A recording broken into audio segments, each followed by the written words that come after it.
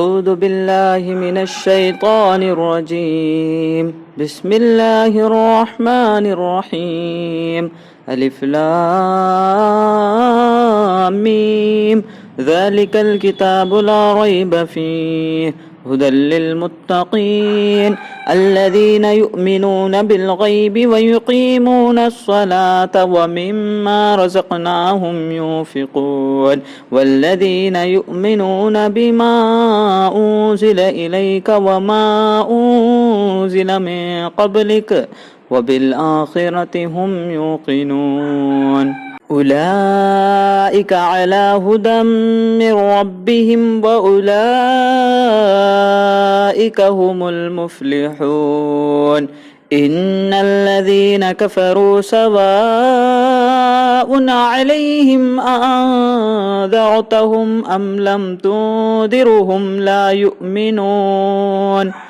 ختم الله على قلوبهم وعلى سمعهم وعلى أبصارهم غشاوة ولهم عذاب عظيم. ومن الناس من يقول آمنا بالله وباليوم الآخر وما هم بمؤمنين يخادعون الله والذين آمنوا وما يخدعون إلا أنفسهم وما يشعرون. في قلوبهم مرض فزادهم الله مرضا ولهم عذاب أليم بما كانوا يكذبون. وإذا قيل لهم لا تفسدوا في الأرض قالوا إنما نحن مصلحون ألا إنهم هم المفسدون ولكن لا يشعرون. وإذا قيل لهم آمنوا كما آمن الناس قالوا أنؤمن كما آمن السفهاء ألا إنهم هم السفهاء ولكن لا يعلمون. وإذا لقوا الذين آمنوا قالوا آمنا وإذا خلوا إلى شياطينهم قالوا إنا معكم إنما نحن مستهزئون. الله يستهزئ بهم ويمدهم في طغيانهم يعمهون. أولئك الذين اشتروا الضلالة بالهدى فما ربحت تجارتهم وما كانوا مهتدين.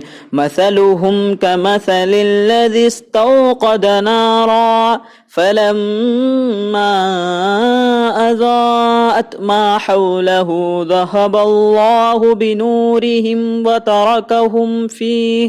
وتركهم في ظلمات لا يبصرون. صم بكم عمي فهم لا يرجعون.